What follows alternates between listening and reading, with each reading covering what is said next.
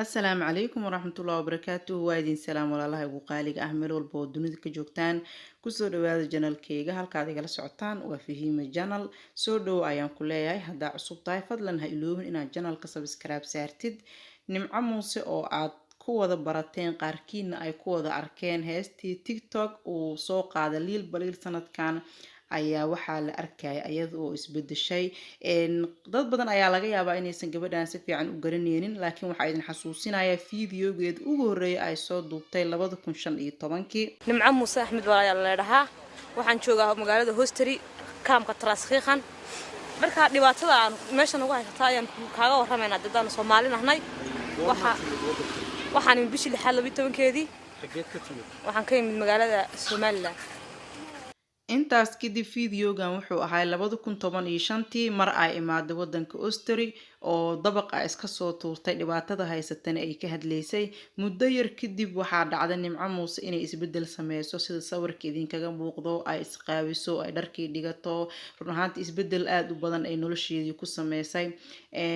dad badan ayaa ka xumaaday oo waa dareemi kartiin gabar Soomaaliyeed oo dharkii tuuratay timihii qaabsatay shishad cabaysa markaa aragtid xoogaa waxaa dareemaysaa wax yar inaad ka xumaatid oo aad dhahdid maxay dharka u dhigatay noloshaas ay soo martay nimco muuse hadda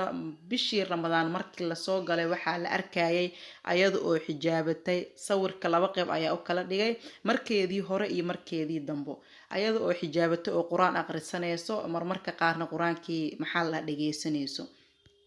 bilowga bisha Ramadaan ayaa la arkay nimco muuse oo xijaabatay kadibna fiidiyooyo ay iska soo duubtay ayada oo quraan akhrinayso iyo ayada oo quraan dhageysanayso in ay soo dhigto barta ay ku leedahay TikTok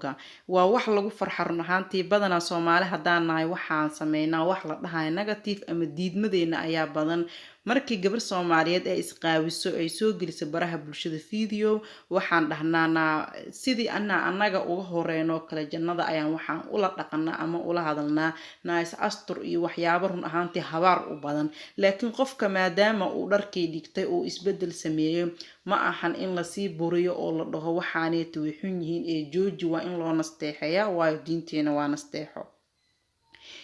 kaliya in fiidiyoyada xumaanta ee la faafiyo oo la sii warwareejiyo oo la gudbiyana